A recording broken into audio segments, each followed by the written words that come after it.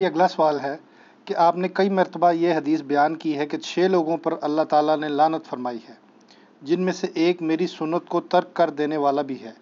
چنانچہ اس دن میں جو لوگ فرض نماز سے جڑی ہوئی 12 سنت موقدہ چھوڑ دیتے ہیں، کیا وہ لوگ لعنت کے مستحق نہیں قرار پائیں گے؟ وضاحت فرما دیں۔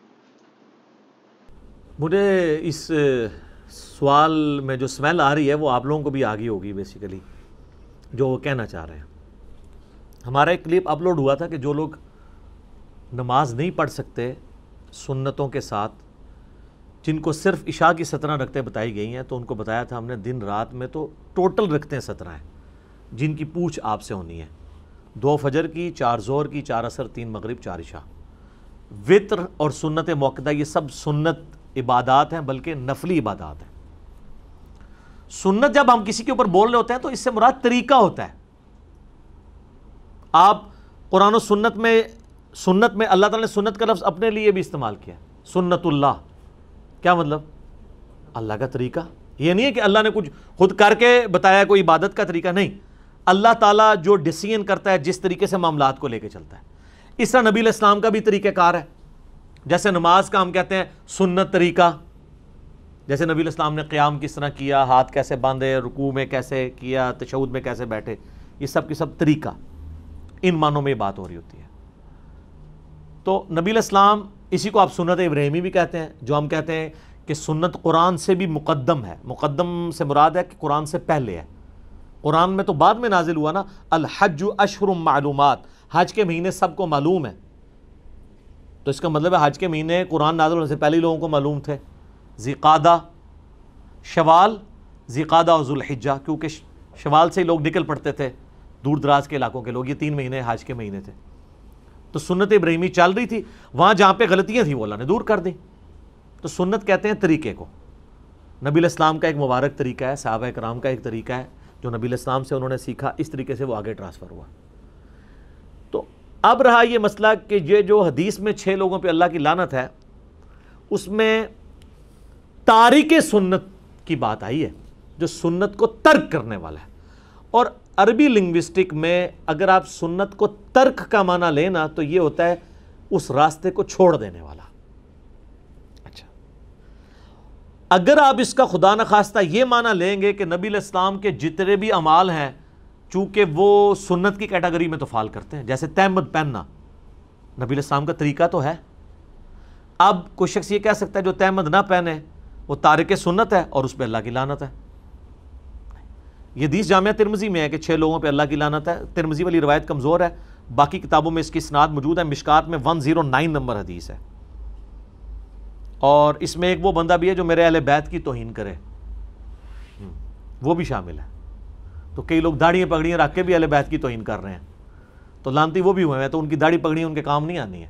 ایک اس میں آخری ہے جو تارک سنت ہے، سنت کو حقیر سمجھ کے چھوڑنے والا، سنت سے نفرت کی وجہ سے سنت کو چھوڑنے والا۔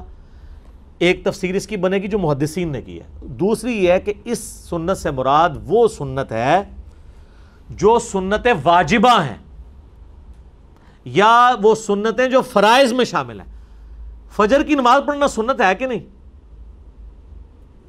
اپنی انٹینسٹی میں فجر کے 2 فرض ہیں، لیکن طریقے میں جائیں تو حضور کی سنت ہے نا؟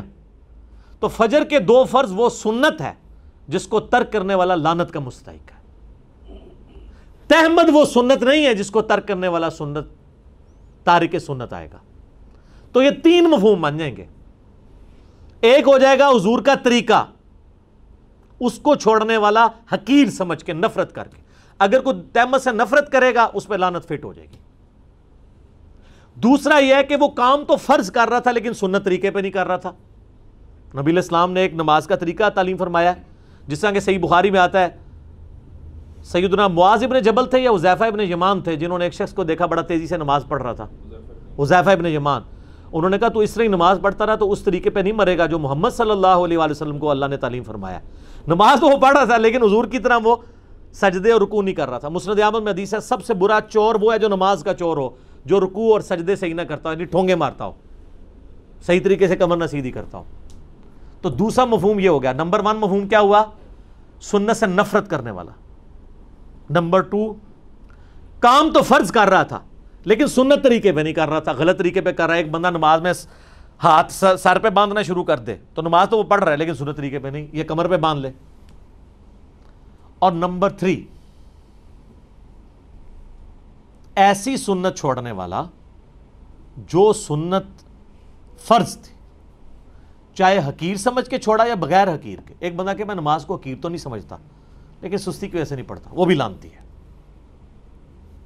صحیح مسلم میں حدیث ہے جس نے بندے کے کفر اور اسلام کے درمیان فرق کیا ہے؟ نماز۔ جامعہ ترمذی میں حدیث ہے جس نے جان بوجھ کے نماز چھوڑی گویا اس نے کفر کیا، من ترک الصلاۃ متعمدا فقد کفر۔ جامعہ ترمذی میں شقیق تابعی کا قول ہے کہ صحابہ کرام تارک نماز کے سوا کسی اور کے اوپر کفر کا فتویٰ نہیں لگاتے تھے، اور کفر کا فتویٰ تو قرآن میں آیا ہے، وَأَقِیمُوا الصَّلَاةَ وَلَا تَکُونُوا مِنَ الْمُشْرِکِینَ، سورہ الروم میں، نماز کو قائم رکھو اور مشرکین میں سے نہ ہو جاؤ۔ تو 3 طرح سے لوگ سنت کے حوالے سے لعنت کے مستحق ہوں گے۔ نمبر 1، کسی سنت سے نفرت کی وجہ سے چھوڑ دیں، حقیر سمجھ کے۔ پگڑی کوئی نہیں باندھتا، تارک سنت ہے، لعنتی نہیں ہوگا۔ ہاں اگر وہ پگڑی سے نفرت کرے گا تو اب وہ لعنتی ہو گیا۔ ویسے نہیں باندھتا، ٹھیک ہے، حضور نے اسے سنت واجبہ ڈکلیئر نہیں کیا۔ سنت کو حقیر سمجھ کے چھوڑنے والا۔ دوسرا، فرض کام کر رہا تھا لیکن سنت طریقے پہ نہیں کر رہا تھا، وہ بھی لعنت کا مستحق۔ اور نمبر 3، وہ سنتیں جو حضور نے فرض کے طور پہ تعلیم فرمائی ہیں، دین میں ضروری جاری کی ہیں اور اس کے چھوڑنے پہ وعید بتائی ہے، اس کو چھوڑنے والا بھی لعنتی ہوگا۔ اب آ جائیں یہ فرض کی جو 12 سنتیں ہیں، کس ضعیف حدیث کے اندر صحیح تو ہی نہیں ہے یہ 12 سنتیں چھوڑنے والے کے اوپر حضور کی کوئی وعید موجود ہے؟ ہاں، اس کا تو اسلوب بھی بالکل ڈیفرنٹ ہے، بخاری و مسلم دونوں میں موجود ہے۔ نبی علیہ السلام نے فرمایا جو فرض کے سوا 12 رکعتیں قائم رکھے گا اللہ تعالیٰ اسے جنت میں محل عطا فرمائے گا۔ یہ ہے فضیلت۔ وعید بتائیں کدھر ہے؟ وعید ہم آپ کو بتاتے ہیں۔ ہاں جی جناب، اب آ جائیں آپ اس مثال کی طرف کہ کون سی ایسی سنتیں ہیں کہ جن کو ترک کرنے والا لعنت کا مستحق ہوگا۔ وہ سنتیں ہیں جن کے اوپر تاکید کی گئی ہے کہ یہ سنتیں واجب کے درجے میں، جس میں مسلمان مردوں کے لیے ٹاپ آف دا لسٹ داڑھی کی سنت ہے، کیونکہ اس کی اصل اور جڑ موجود ہے سورۃ النساء آیت نمبر 119 میں کہ شیطان نے کہا تھا وَلَآمُرَنَّهُمْ فَلَيُغَيِّرُنَّ خَلْقَ اللَّهِ، اے اللہ میں تیری مخلوق کو ابھاروں گا کہ وہ تیری بنائی ہوئی تخلیق کو بدلیں گے۔ یعنی اللہ نے بنایا اس کو مرد لیکن وہ عورت بننے کی کوشش کرے، کیونکہ عورت کی تو داڑھی نہیں اللہ نے اگائی، مرد کی اڑائی ہے۔ لہٰذا یہ جو داڑھی اگی ہوئی ہے اللہ کی طرف سے مرد کے لیے، اس کو ریموو کرنا اللہ کی طرف سے بنائی ہوئی تخلیق کو بدلنا ہے۔ لیکن یاد رکھیے گا بعض چیزیں جو تخلیق بدلنے والی ہیں وہ سنت میں اور فطرت میں داخل ہیں، جس طرح ختنہ کروانا، مونچھیں پست کرنا، داڑھی بڑھانا، مسلم شریف میں آتا ہے۔ بخاری مسلم میں تو جو متفق علیہ حدیث ہے اس میں تو مونچھیں پست کرنا، زیر ناف بالوں کو صاف کرنا، ناخنوں کو کاٹنا، بغلوں کے بال اکھیڑنا یا کاٹنا اور مونچھوں کو پست کرنا۔ اب ختنے میں بھی آپ تخلیق کو بدل رہے ہوتے ہیں لیکن وہاں پہ اس کو بدلنا سنت ہے۔ داڑھی کے کیس میں وہ پھر دوسری چیز آ جائے گی کہ مرد کو اللہ نے داڑھی دی ہے آپ اس کو بدل دیں، عورت کو اللہ نے داڑھی نہیں دی ہے۔ اسی لیے کہا جاتا ہے کہ عورت کے اگر داڑھی کے بال نکل بھی ہیں تو وہ بال ریموو کر سکتی ہے، داڑھی کے آئی بروز نہیں کر سکتی۔ اس کے اوپر وہ حدیث لگے گی بخاری مسلم کی کہ نبی علیہ السلام نے لعنت فرمائی ان عورتوں پہ جو چہرے کے بال اکھاڑیں، دانتوں میں گیپ بنوائیں یا ٹیٹو بنوائیں، جو میں نے پچھلی دفعہ ڈسکس کیا تھا۔ تو ظاہر ہے مرد بھی اس میں داخل ہے، یہ نہیں ہے کہ اب وہ عورتوں کے لیے حدیث ہے، وہ جنرل حدیث ہے، جو بھی وہ کام کرے گا اس کے اوپر اپلائی ہو رہی ہوگی۔ تو داڑھی بھی تخلیق کو بدلنا ہے، اس لیے داڑھی مونڈنے والا بھی اسی کیٹیگری کے اندر فال کرے گا۔ تو اب یہ وہ سنت ہے جو تاکیدی سنت ہے، تمام مکاتب فکر، بلکہ میں کہتا ہوں داڑھی وہ سنت ہے جو دنیا کے تمام مذاہب کے اندر ریلیجن کی پہچان مانی جاتی ہے، اوبلیگیٹری، جیوز کرسچنز میں بھی، ہندوؤں میں بھی۔ سری روی شنکر نے نہیں ویکھیا تسی کہ نہ سونا ہے. جو کہتے ہیں نا شکلوں سے بڑا فرق پڑتا ہے. At least doctor Zakir Naik سے اسے کمپیئر کریں وہ زیادہ خوبصورت ہے. میں یعنی شکل و صورت کی بات کر رہا ہوں, عقیدے کی خوبصورتی نہیں. عقیدے کی خوبصورتی میں تو ہو سکتا ہے وہ ڈاکٹر ذاکر نائک کے جو مخالفین ہیں وہ تو عقیدے کی خوبصورتی میں بھی اسے بہتر سمجھتے ہوں. وہ ظاہر دشمنی پہ اتر آئیں گے نا, جس طرح قرآن میں آتا ہے مشرکین عرب جو تھے یہودی ان کے بارے میں کہتے تھے مسلمانوں سے تو یہ بہتر ہے. حالانکہ مشرکین عرب موسیٰ علیہ السلام کو نہیں مانتے تھے, لیکن دشمنی اس لیول پہ تھی کہ وہ یہ بھول گئے کہ مسلمان کم از کم موسیٰ علیہ السلام کو تو مانتے ہیں. وہ کہتے ہیں نہیں, مشرکین عرب سے بھی یہ بدتر لوگ ہیں, نعوذ باللہ من ذالک. تو یہ وہ سنت ہے جس کے اوپر وعید ہے. اب جن سنتوں کے اوپر وعید نہیں ہے, مثلا زلفیں رکھنا, کسی حدیث میں نہیں ملتا کہ جو زلفیں نہیں رکھے گا اس کے ساتھ یہ ہو جائے گا. الٹا سنن ابی داؤد میں ملتا ہے کہ مولا علی علیہ السلام کہتے ہیں جب سے میں نے رسول اللہ سے سنا صلی اللہ علیہ وآلہ وسلم, جو غسل کرے اس حال میں کہ اس کے جسم میں کوئی کھال میں یا بال میں حصہ خشک رہ جائے تو اسے عذاب دیا جائے گا. تو مولا علی کہتے ہیں 3 دفعہ فرمایا میں نے اپنے سر کے ساتھ دشمنی کی, میں نے اپنے سر کے ساتھ دشمنی کی, میں نے اپنے سر کے ساتھ دشمنی کی, اور بال ریموو کروا دیے. اب ان کو کوئی کہہ سکتا ہے کہ نبی علیہ السلام نے تو پوری زندگی سر پہ پورے بال رکھے ہیں, آپ صلی اللہ علیہ وآلہ وسلم نے کبھی بھی مستقل حلق نہیں کروایا, حج اور عمرے پہ ہی کروایا. تو اب اس سنت کے تارک کے اوپر تو وہ چیز فٹ نہیں ہوگی, اگرچہ یہ سنت کا ترک یہ بھی ہو رہا ہے کیونکہ دائمہ متواترہ سنت تو زلفیں رکھنا ہی ہے, لیکن اس کے اوپر نہ رکھنے کے اوپر وعید کوئی نہیں ہے. وعید ہے داڑھی والی سنت کے اوپر. اب اس کو لے آئیں آپ نماز کے اندر جو سنتیں ہیں اس کے اندر کون سی وعید آئی ہوئی ہے؟ اس میں تو بخاری مسلم میں آتا ہے جو فرض کے علاوہ 12 رکعتیں پڑھ لے گا اسے جنت میں اللہ تعالیٰ محل دے گا. ایک فضیلت کی بات ہے, اور جو نہیں پڑھے گا ظاہر اسے نہیں ملے گا. That's all. فرض نماز کافی ہے. اور اس کو سپورٹیو حدیث جو ہم اکثر پیش کرتے ہیں, بخاری مسلم دونوں میں حدیث ہے. اہل نجد میں سے ایک اعرابی شخص نبی اسلام کی خدمت میں حاضر ہوا اور اس نے کہا یا رسول اللہ مجھے اسلام کے بارے میں بتائیں کیا ہے. تو آپ صلی اللہ علیہ وآلہ وسلم نے فرمایا کہ تم گواہی دو اس بات کی کہ اللہ کے سوا کوئی معبود نہیں, محمد صلی اللہ علیہ وآلہ وسلم اس کے رسول ہیں. اس کے بعد فرض نماز کو قائم رکھو. اس نے آگے سے پوچھا صرف فرض کو؟ آپ فرمایا الا یہ کہ تم نفل نماز بھی پڑھ لو. یعنی اس کے اندر نفلی نماز, نفل عربی میں کہتے ہیں اضافی کو ہیں. سر اس کا مطلب ہی اضافی ہے. نفل عربی میں کہتے ہیں اضافی کو, اسی لیے انفال جو ہے مال غنیمت کو کہا جاتا ہے کہ وہ اضافی مال ہے جو آپ کو مل گیا ہے. آپ کا مقصد دشمنوں کا مال لوٹنا نہیں تھا, اللہ کے لیے ان سے جنگ کرنا تھا, مال تو بونس میں مل گیا. سورۃ الانفال آئی ہے نا. پھر کہا کہ فرض روزے قائم رکھو, ہاں مگر یہ کہ کبھی تم نفلی روزے رکھنا چاہو.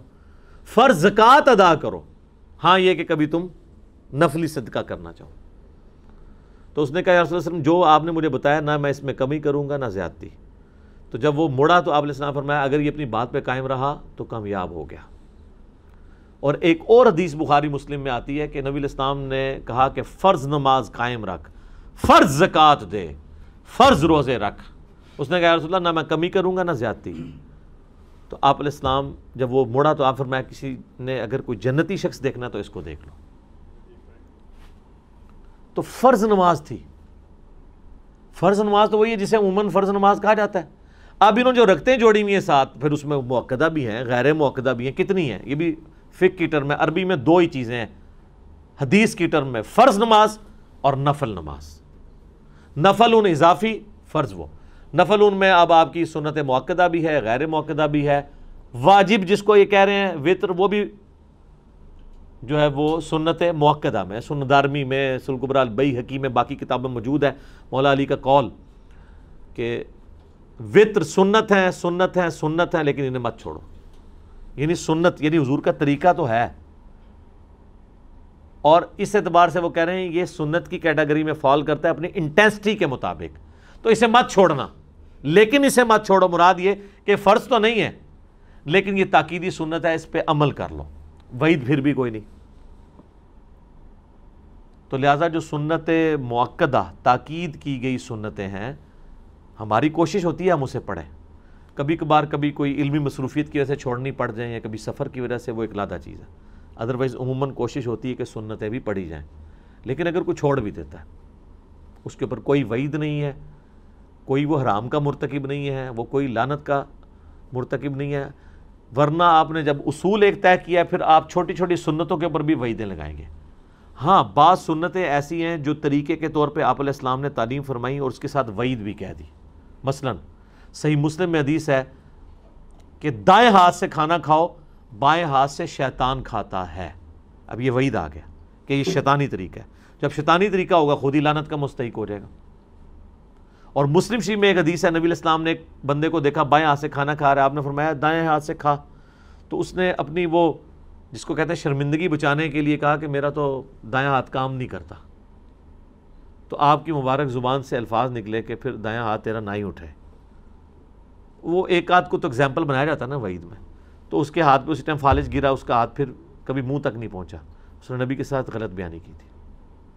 سنن ابن ماجہ میں ایک حدیث ہے کہ نبی علیہ السلام نے فرمایا کہ دائیں ہاتھ سے کھانا کھاؤ اور لین دین بھی دائیں ہاتھ کے ساتھ کرو۔ اب یہ جو لین دین والا مسئلہ ہے نا، یہ ان باتوں میں تو ٹھیک ہے جہاں پہ آپ کے اوپر تردد نہیں ہے، لیکن جہاں پہ تردد آئے گا لا یکلف اللہ نفسا الا وسعها، اگر ایک شخص ہے ہی لیفٹی ہے نیچرلی اور کوئی وزنی چیز اس نے کسی کے ہینڈ اوور کرنی ہے، تو بجائے اس کے کہ وہ لیفٹی دائیں ہاتھ سے اٹھا کے اگلے بندے کو دیتے ہوئے اس کے پاؤں پہ ہی گرا دے اور اس کا پاؤں ہی زخمی کر دے، اس سے تو بہتر ہے کہ وہ دائیں ہاتھ سے اٹھا کے دے۔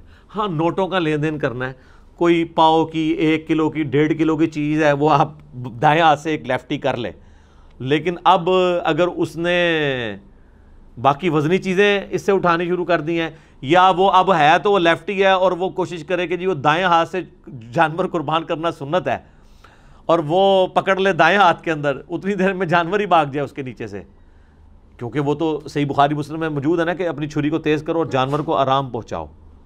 اب یہ تو نہیں ہونا چاہیے کہ آپ نے جو ہے وہ لیفٹی ہے تو اب آپ دائیں ہاتھ میں پکڑ رہے ہیں، پھر تو آپ سے جانور نہیں ذبح ہونا، وہ ایک بڑی ایک ایکٹیویٹی ہے، پوری اٹینٹیو ہو کے کرنی پڑتی ہے۔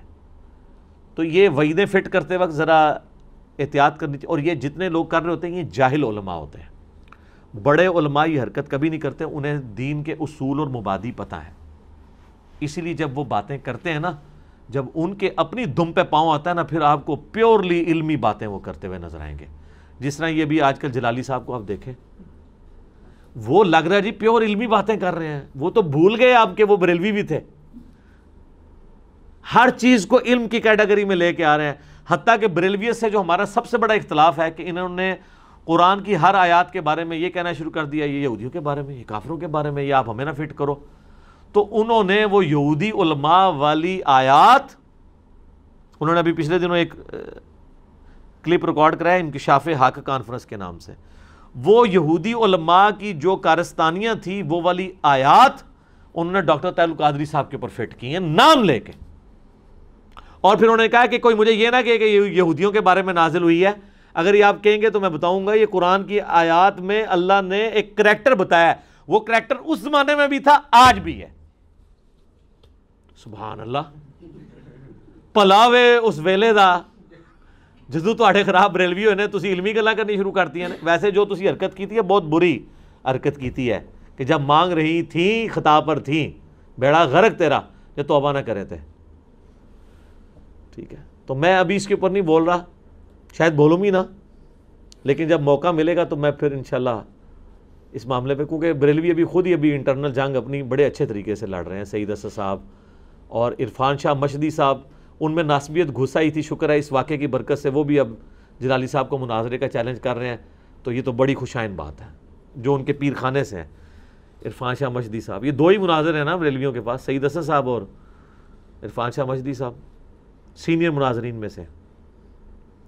تو میں نے ویسے یہ ساتھ ایک ریلیٹڈ بات کی، تو یہ علمی بحث سے جب ہو رہی ہوتی ہے نا فوراً یہ باتیں نا، اور میں آپ کو بتاؤں الیاس قادری صاحب جو چھوٹی چھوٹی سنتوں پہ زور دیتے تھے، ہم خود بھی دعوت اسلامی میں رہے ہیں، اس وقت بریلوی علماء جو ان کے اپنے مکتب فکر کے تھے، ان کا الیاس قادری صاحب پہ نمبر 1 اعتراض، اور اگر میں کہوں کہ دی اونلی اعتراض ہوتا تھا نا، وہ ایک ہی تھا کہ اس نے سنتوں کو فرض بنا دیا ہے، ان کو اور کوئی غرض نہیں تھی۔ بریلوی کو کیا گرین کلر کی پگڑی سے چڑ ہوگی؟ نہیں۔ یلو چپل سے؟ نہیں۔ مسواک لگانے سے؟ نہیں۔ سفید کرتا شلوار پہننے سے؟ نہیں۔ تعلیمات سے؟ وہ تو بریلویت کی ساری تعلیمات پیش کر رہے ہیں۔ دعوت اسلامی کی کوئی ایک چیز ایسی نہیں تھی جس سے بریلوی علماء کو اختلاف ہو، سوائے اس کے کہ انہوں نے چھوٹی چھوٹی سنتوں کو فرض کے درجے پہ کر دیا ہے۔ اس کا نقصان یہ ہو رہا تھا کہ دعوت اسلامی میں جو نوجوان جاتا تھا وہ یہ سمجھتا تھا میں باعمل ہوں اور علماء بے عمل ہیں، اور وہ بے عملی کس کو کہتے تھے کہ اس عالم نے زلفیں نہیں رکھی ہوئی ہیں، یہ عالم جو ہے وہ کالر والا سوٹ پہنتا ہے، وہ جو دوسرا کالر ہے وہ یہ والا پہنتے ہیں نا دعوت اسلامی والے، اس عالم نے جو ہے نا کرتا نہیں پہنا ہوا، وہ کف والا جوڑا پہنا ہوا ہے، اس عالم نے کرتا نیچے سے چکور والا نہیں پہنا ہوا، زمین گول ہے اور یہ گول والی قمیض پہنتا ہے، دنیا میں مبتلا ہو گیا۔ حالانکہ اس میں سے کوئی بھی چیز ایسی نہیں ہے جس کی بنیاد کے اوپر آپ کسی کو حرام کا یا گناہ، میں کتنا سر ڈھانپنے پہ ٹوپی پہ زور دیتا ہوں، لیکن آپ کبھی نہیں دکھائیں گے کہ میں نے کبھی نہ اپنی نجی محفل میں نہ کبھی ویڈیو ریکارڈنگ میں کہا ہو کہ جو ننگے سر ہوتا ہے اس کی نماز ہی قبول نہیں ہے۔ ہاں میں یہ ضرور کہتا ہوں کہ ہمیں ننگے سر سے پرہیز کرنا چاہیے، لیکن مجھے یہ پتہ ہوتا ہے، مجھے خوف خدا ہے کہ یار جس جرم کی انٹینسٹی جس لیول کی ہے میں نے اس سے آگے نہیں بڑھنا، اور یہ تو خیر جرم بھی نہیں ہے، میں جرم کا لفظ بھی نہیں اس کے اوپر بولتا۔ تو جو گناہ ہے وہ گناہ ہے، جو گناہ نہیں ہے وہ گناہ نہیں ہے۔ اب صحیح بخاری مسلم میں آتا ہے، اما عائشہ کہتی ہے نبی علیہ السلام اپنا ہر کام دائیں طرف سے شروع کرتے تھے، حتیٰ کہ قمیض کی جب آستین بھی پہنتے تو پہلے دائیں والی پھر بائیں والی۔ اب اگر کوئی شخص بائیں والی پہلے پہن لیتا ہے تو آپ کیا کہیں گے؟ اس کو تارک سنت ہے، لعنت کا مستحق ہے؟ نہیں۔ نبی علیہ السلام کو کدو پسند تھا، اب ایک شخص کہتا ہے نہیں مجھے کدو سے زیادہ بھنڈی پسند ہے، آپ اسے تارک سنت اور لعنت کا مستحق کہیں گے؟ اس طرح تو نہیں ہوگا، اس طرح تو کچھ بھی نہیں ہونا۔ اس کی اگر آپ ایکویشن بنانا شروع کریں گے تو کوئی صحابی نہیں بچے گا، ہمیں تو چھوڑ دیں۔ بخاری مسلم میں حدیث ہے یہود و نصارہ کی مخالفت کرو، وہ داڑیاں رنگتے ہیں، نہیں رنگتے تم داڑیاں رنگو۔ یہ حدیثیں جو صحابہ روایت کر رہے ہیں ان میں سے کئی صحابہ، جابر بن عبداللہ ٹاپ آف دا لسٹ اس کے راوی ہیں، اور خود ان کی داڑھی سفید تھی، وہ نہیں رنگتے تھے۔ تو محدثین نے کہا کہ اس حدیث کا فہم یہ ہے کہ داڑھی رنگنا افضلیت کی کیٹیگری میں فال کرتا ہے، یہ وہ سنت نہیں جو واجبہ ہو۔ اگر کوئی کہتا ہے سنت واجبہ ہے جس میں تو اس میں تو وعید بھی ہے، تو جابر بن عبداللہ کس چیز کے مستحق ہوں گے؟ اور جابر بن عبداللہ تو چھوٹے سے آبی ہیں مولا علی کے مقابلے پہ، ویسے تو وہ بہت بڑوں سے بڑے بڑے ہیں۔ مولا علی کی اپنی داڑھی سفید تھی، تو اب مولا علی کے بارے میں بات کرے گا؟ اور مولا علی کو تو ویسے ہی نبی علیہ السلام نے گارنٹی دے دی تھی، آپ کی جو بارے میں جو حدیث ہے سنن نسائی میں الکبریٰ میں خصائص علی والے چیپٹر میں، کہ میری امت کا اگلی امتوں میں سب سے بڑا بدبخت وہ تھا جس نے قوم عاد کی اونٹنی کو قتل کیا تھا، اور میری امت کا سب سے بڑا بدبخت وہ ہے جو علی تیرے سر کے خون سے تیری داڑھی کو رنگ دے گا۔ تو اس کے اندر امپلائڈ ہے کہ حضرت علی کی داڑھی سفید ہوگی تبھی ریڈ خون سے رنگی جائے گی نا، ٹھیک ہے، اس کے اندر یہ بھی امپلائڈ موجود ہے، تو نبی علیہ السلام کی طرف سے موجود ہے۔ باقی یہ داڑھی کو رنگنا بلیک سے بھی جائز ہے، میرا اس کے اوپر کلپ ریکارڈڈ، آج وہ ٹاپک نہیں، میں آپ کو مثال دے رہا ہوں۔ اس طرح سنن ابن ماجہ میں حدیث ہے اپنے کفر میں شادی کرو، اپنے ہم پلہ لوگوں میں، ہم پلہ میں خاندان میں بھی اور آپ کا جو رہن سہن ہے اس میں بھی۔ تو پریکٹیکلی اگر آپ دیکھیں تو نبی علیہ السلام کی دو بیٹیاں بنو ہاشم سے باہر بیائی ہوئی ہیں، سیدنا عثمان کے عقد میں آئی ہیں یکے بعد دیگرے۔ چلیں یہ تو چھوٹی مثال ہے، اس سے بڑی مثال ہے زید ابن حارثہ غلام تھے اور سیدہ زینب ہاشمی، اس لیے ان کی نبھ بھی نہیں سکی، یہ علیحدہ بات ہے، نبھی نہیں ہے، لیکن نکاح کا جواز تو ثابت ہو گیا، اور اس سے وہ مسئلہ بھی حل ہو گیا جو نبی علیہ السلام کا مشورہ ٹھیک تھا کہ ہم پلہ لوگوں میں کرنی چاہیے، نبھتی کوئی نہیں ہے۔ یہ نہیں ہے کہ آپ جا کے جو ہے وہ ارائیں جا کے جو ہے گجروں میں جا کے ٹانگ اڑا لیں، اور پیاز کرے گی اور دودھ کرے گا، عادتیں نہیں ملتی جلتی ہوتی ہے۔ تو بہتر یہ ہے کہ وہ اپنے خاندان کے اندر ہے، لیکن یہ جو حضور کا مشورہ ہے نا، یہ مشورتاً ہے، حکمیہ نہیں ہے، ورنہ بنو ہاشم کا کف یہ نا اپنے کف میں شادی کرو۔ بنو امیہ ہو سکتا ہے کسی سید سے پوچھے، وہ سید جو مانتے ہیں حضور کی 4 بیٹی ہیں، ایران کے تو شیعہ بھی مانتے ہیں، پاکستان میں بھی پیر میل شاہ صاحب تو قائل نہیں ہے سید کے غیر سید سے نکاح کے، تو ان سے ذرا پوچھیں کہ حضرت عثمان سے کیسے نکاح ہو گیا، وہ تو سنی ہے تو مانتے ہیں، وہ کیسے کف ہو گئے بنو امیہ کے؟ تو کہیں گے نہیں وہ حضرت عثمان کا ایک اسپیشل کیس ہے، بعد والے بنو امیہ تو کف نہیں ہے، وہ تو امتی، وہ تو ہمیں امتی کہہ رہے ہوتے ہیں. حالانکہ امام خمینی نے خود اپنی بچیاں غیر سید کو دی ہوئی ہیں، وہ سید تھے، انہوں نے پریکٹیکلی ثابت کیا ہے. تو یہ فرقہ واریت کی نظر ہو جاتی ہیں چیزیں اس طرح کی. تو اب یہ کف والا جو مشورہ ہے حضور علیہ السلام کا، اس مشورے کو اگر کوئی ترک کرے گا تو آپ اس کو تارک سنت کہیں گے؟ نہیں. نبی علیہ السلام کی کچھ اپنا شغف بھی تھا کسی چیز کی طرف، آپ کو کوئی چیزیں پسند تھی، جیسے بخاری مسلم میں آتا ہے گوہ کا گوشت لا کے رکھا گیا، خالد ابن ولید جو ہیں وہ بڑا مزے لے کے کھا رہے، اور خالد ابن ولید کہتے ہیں کہ حضور علیہ السلام مجھے اتنے جو ہے نا وہ انہماک سے دیکھ رہے تھے کہ یار یہ کس طرح کھا رہا ہے. تو میں نے کہا یا رسول اللہ ایک دو برکی تو سی بھی لاؤ. تو حضور نے فرمایا میرا دل نہیں اس طرف مائل، میری طبیعت نہیں مائل ہوتی، ہمارے علاقے کی غذا نہیں ہے، لیکن تمہیں میں نہیں روکتا. خالد ابن ولید کو نہیں روکا، خود آپ نے کھایا نہیں ہے. تو اس لیے ہم کہتے ہیں یار اگر کسی کو کدو پسند نہیں ہے نا، تو حضور علیہ السلام کو بھی تو اللہ تعالیٰ کی کئی نعمتیں ایسی ہیں جن کی طرف آپ کا وہ رجحان نہیں ہے جو باقی لوگوں کا ہے، اور آپ نے ان کو چھوڑ دیا ہے. مثلا آپ علیہ السلام جو ہے وہ پیاز کھانے کو اوائڈ کرتے تھے.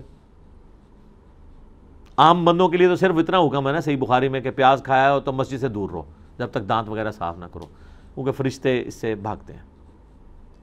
لیکن آپ علیہ السلام تو عموماً اس چیز کو اوائڈ کرتے تھے. آپ کے پاس تو ہر وقت ہی فرشتوں کا آنا جانا رہتا تھا، لیکن اس سے کوئی پیاز کی حرمت تو نہیں ثابت کر دے گا. یہ ساری باتیں اس کو کہتے ہیں فقہ، جو بخاری مسلم میں حدیث ہے، اللہ تعالیٰ جس کے ساتھ بھلائی کا ارادہ فرماتا ہے اسے دین کی فقہ عطا فرما دیتا ہے.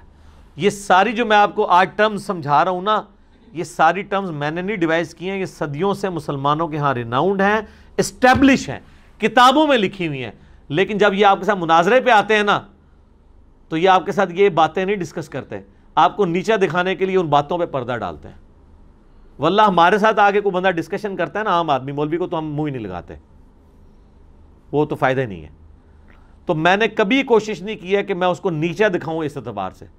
میں اس کے حق کی دلیل بھی اس کے سامنے رکھ کے اس کو پہلے ہی جواب دیتا ہوں کہ بھئی تمہارے حق میں یہ چیز ہے لیکن اس کا یہ میں جواب دوں گا. یہ کیا کرتے ہیں اپنے حق کی باتیں جو ہوتی ہیں وہ بیان کر دیتے ہیں، دوسرے والی چھپا ہی دیتے ہیں، کہیں اس کو پتہ نہ چل جائے تو پھر یہ تو میرے اوپر کر دے گا. تو یہ کس کو دھوکہ دے رہے ہوتے ہیں؟ بے ایمانی کر رہے ہوتے ہیں. ٹیچر کا ایک کام ہے کہ وہ ہر اینگل سے چیزوں کو کلیئر کرے. یہی وجہ میرے بھائی ہمارے کلپس جب اپلوڈ ہوتے ہیں لوگ کہتے ہیں یار یہ کلپ آپ کسی پڑھے لکھے بندے کو سنائیں، ان پڑھ کو سنائیں، مولوی کو سنائیں، غیر مولوی کو، سمجھ لگ رہی یار بندہ بات یار بالکل ٹھیک کر رہا ہے، بڑی بیلنس ہے، دماغ میں بیٹھتی ہے، سمجھ آتی ہے. کیوں سر؟ سیدھی گل جڑی ہے وہ بہندی ہے دماغ پہ. جب آپ ہر بات کو الٹے طریقے سے کریں گے، اٹھو مت بیٹھو، وہ تو سمجھ نہیں کسی کو آنی ہے. جو بارے شریعت میں لکھا ہے کہ قبروں کا طواف تعظیمی حرام ہے، لیکن برکت کے لیے گردے مزار پھیرے تو کوئی حرج نہیں. اب اس جملے سے کسی کو کیا سمجھ آئے گی؟ Dual statement. عوام کے سامنے نہ کریں. ہاں عوام کے سامنے نہ کریں، خواص کے سامنے کر لیں، یہ بھی ساتھ لکھا ہوا ہے. یعنی اتنا پٹھا کام ہے جو عوام بھی سمجھ دیے کہ غلط ہو رہا ہے. اور یہ صرف بریلوی نہیں، دیوبندیوں نے المہند میں لکھا ہے، رہا بزرگوں کی قبروں اور سینوں سے فیض. پتہ نہیں بزرگ مطلب یہ میل بزرگ کی بات کر رہے ہیں یا فیمیل بزرگ کی بات کر رہے ہیں. ہوتا ہے یہ وہ بڑی عمر کی رضاعت کے قائل ہوں، میں اشارتاً بات کر رہا ہوں. رہا بزرگوں کے سینوں اور قبروں سے فیض، تو ہم اس کے قائل ہیں، لیکن اس طریقے پہ نہیں جو عوام میں ہے، بلکہ اس طریقے پہ جو خواص کو پتہ ہے. کیسی ڈیول سٹیٹمنٹ؟ اگر منکر چلا جائے گا اس کو کہیں گے تم اس پورشن کو دیکھو، دیکھو ہم نے کہا ہے کہ عوام طریقے پہ ہم بھی قائل نہیں ہیں، یہ دیکھ لو ہم نے کب کہا یہ جائز ہے. اور اگر کوئی آ جائے گا کہ یہ آپ نے اس طریقے کو مطلب کنڈیم کیا، وہ کہیں گے نہیں ہم نے کہا ہے جائز ہے، جائز ہے، مانتے ہیں ہم بھی. اس طرح بریلوی عالم کے پاس کوئی بندہ چلا جائے گا، سر یہ آپ نے لکھا ہے کہ قبروں کا طواف تعظیمی حرام ہے، مطلب اتنے اتنے بزرگ دفن ہیں، وہ کہیں گے آگے بھی پڑھو نا کہ اگر برکت کے لیے گرد مزار پھرے تو حرج نہیں. اور اگر کوئی میرا جیسا بندہ چلا گیا کہ سر یہ آپ کیا کروا رہے ہیں لوگوں کو، قبروں کا طواف کروا رہے ہیں کہ آپ کہہ رہے ہیں برکت کے لیے پھرے، وہ تو طواف کریں گے. وہ کہیں گے دیکھیں ہم نے پیچھے بھی تو لکھا ہے، ہم نے لکھ دیا ہے، ہم نے پوری ایمانداری کی ہے کہ طواف حرام ہے. اب بندہ ہو جائے گا کنفیوز کہ یار یہ کیا. اسی میرے یوٹیوب پہ ایک کلپ ہے، علماء ماموں کیسے بناتے ہیں. جس میں سنجے دت کی تصویر لگائی ہوئی ہے، اور تو ہمیں کوئی ملی نہیں ہے. علماء کی لگاتے تو انہوں نے کہا تھا ہمارے بزرگوں کی لگا دی ہے. تو ٹھیک ہے سر، ہم نے اسی کی لگائی ہے جس سے یہ ٹرینڈ عام ہوا ہے اس محاورے کا. تو یہ ان کی ڈوئل سٹیٹمنٹس ہوتی ہیں. یہ ایسی چلا مفتی منیب الرحمان صاحب حافظہ اللہ تعالی، ان سے بھرے مجمع میں جیو کی وہ جو چینل ہے، ایک تو نیوز والا نا، دوسرا اس چینل کے اوپر پوچھا گیا جی امام کعبہ کے پیچھے نماز ہو جاتی ہے؟ سر اس کا جواب تھا ہو جاتی ہے یا نہیں ہوتی ہے. ایک عام بندہ تو یہ ایکسپیکٹ کر رہا ہے نا. میں آپ سے آگے پوچھوں کہ وضو کے بغیر نماز ہو جاتی ہے نہیں ہو جاتی، تو آپ کہیں گے نہیں ہوتی. یا اگر آپ کے نزدیک ہو جاتی ہے تو آپ کہیں گے جی اگر آپ کو یاد نہیں تھا یا آپ کے امام کا وضو نہیں تھا، آپ کو نہیں پتا تھا آپ کا، تو آپ کی ہو گئی، یہی کہیں گے نا. تیسرا تو کوئی جواب نہیں ہوگا. لیکن انہوں نے تیسرا جواب دیا کہ اگر آپ کا دل مانتا ہے تو ہو جائے گی، نہیں مانتا تو نہیں ہوگی. کیسا پیارا جواب ہے یہ. امام ہمیں کہتے ہیں ہمارے بزرگوں کی عزت نہیں کرتا، اور تم تو اللہ کے بنائے ہوئے امام کعبہ کی عزت نہیں کرتے ہو. وہ فرعون نے تو نہیں مان رکھا ہوا امام کعبہ، مسجد نبوی کا امام. ویسے تو آپ کہتے ہو بزرگوں کی حکم کے بغیر پرندہ نہیں جناب پر مار سکتا. تو جہاں سارے بزرگوں کے بڑے بزرگ دفن ہیں مدینہ شریف میں، نبی الاسلام اور صحابہ کرام، وہاں پہ مسجد نبوی کا امام جو ہے وہ نجدی گستاخ رسول ہے بقول آپ کے، وہ کیوں مسلط ہوا ہوا ہے اور اللہ کے گھر پہ ہوا ہوا ہے؟ تو یہ جواب کیسا ہے؟ یہ بڑا پرفیکٹ جواب ہے، تاکہ اگر کوئی بریلوی پوچھے کہ حضرت آپ نے یہ کیا کہہ دیا کہ دل مانے تو ہو جاتی ہے، آپ کو سیدھا سیدھا کہنا چاہیے نجدی ہیں، گستاخ رسول ہیں، اعلیٰ حضرت کے فتوے ہیں. اعلیٰ حضرت کے بیٹوں نے تو یہاں تک فتویٰ دیا ہے کہ جب تک سعودی حکومت ہے تو یہ حج بھی موقوف ہے، کیونکہ نجدیوں کی حکومت کو اس کا فائدہ ہوتا ہے. تو سر آپ کو تو سیدھا سیدھا کہنا چاہیے تھا گستاخ رسول ہیں، ان کی باتیں سامنے رکھنی چاہیے تھی. تو وہ کہیں گے کہ آپ نے غور سے نہیں سنا، میں نے کہا ہے کہ اگر دل مانے تو. اب آپ جیسا عاشق رسول کیا اس کا دل مانے گا ایسے بدبخت کے پیچھے نماز پڑھے؟ وہ کہا نہیں. تو میں نے یہی تو کہا ہے. اور اگر کوئی میرے جیسا بندہ چلا جائے گا اور کہے گا سر یہ آپ فرقہ واری چھوڑیں، تو جو کلمہ گوئے آپ اس کے پیچھے نماز پڑھیں. اب یہ ویسے حقیقت بات ہے کہ یہ صرف ان کا قصور نہیں ہے، سعودی عرب کے علماء کا بھی یہ فتویٰ ہے کہ بریلویوں کے پیچھے نماز نہیں ہوتی ہے. یہ جو ان کے چپیٹ منہ پہ پڑی ہے تو ان کی اپنی حرکتوں کی وجہ سے پڑی ہے. دونوں ہی ایک جیسے ہی ہیں. یہ نہ سمجھے کہ میں کوئی ایک سائڈ پہ کھڑا ہوں. تو یہ سر آپ کیا فرقہ واری پھیلا رہے ہیں؟ ایک بندہ اتنا خرچہ کر کے حج عمرے کے لیے گیا ہے، وہاں جا کے بھی بغیر جماعت کے نماز پڑھے. اس کو ویسے اگر وہ 10,000 نمازوں کا ثواب ملنا تھا تو اس کو 27 سے ملٹیپلائی کر کے وہ تو 2,70,000 تک چلا جانا تھا. آپ کیوں اس کو ختم کر رہے ہیں؟ تو بتا کیا کہیں گے کہ میں نے تو یہ نہیں کہا کہ امام کعبہ کے پیچھے نماز نہیں ہوتی. دیکھیں میں نے کہا آپ کا دل مانے تو پڑھیں. کس بدبخت کا دل نہیں مانے گا کہ وہ امام کعبہ جو اللہ نے جس کو اپنے گھر میں جگہ دی ہے، جو اللہ کی مرضی سے ہے، اس کے پیچھے نماز نہ پڑھے؟ وہ تو اتنا خوش نصیب ہے امام. تو آپ بھی جناب قائل ہو جائیں گے. یہ جو حرکتیں کر رہے ہوتے ہیں نا، وہ ہم سمیل کر رہے ہوتے ہیں یہ کس اسٹیشن سے بول رہا ہے. آپ کو تو 10 سال تک ان کی سمیل نہیں آنی تھی اگر ہماری ویڈیوز نہ ہوتی. اب آپ کو فوراً پتہ چل جاتا ہے کہ یہ کس اسٹیشن سے بول رہے ہیں، فوراً. اس لیے ہمارے عام اسٹوڈنٹ جب ان علماء کے پاس جا کے بیٹھتے ہیں نا تو ان کے ہاتھوں بھول جاتے ہیں. آپ ہماری ویڈیوز کے نیچے لوگوں کے ذرا کامنٹس دیکھیں. وہ کہتے ہیں جی آج مفتی صاحب کو کہتے ہیں آج مفتی صاحب سے ملاقات ہوئی، فلاں سے ہوئی، تھوڑی سی بات کی ہم نے جب بات رکھی تو کنے دسیا ہے؟ سر سارے پتہ لگ گیا ہوں، تو جانے نہ جانے تو ہی نہ جانے. ٹھیک ہے نا جی، باقی تو سب جان چکے ہیں. تو بات کہاں سے کہاں نکل گئی؟ میں نے اس حوالے سے ڈیٹیل ڈسکشن اس لیے کی کہ تاکہ کوئی کسی کی تشنگی اس حوالے سے باقی نہ رہے.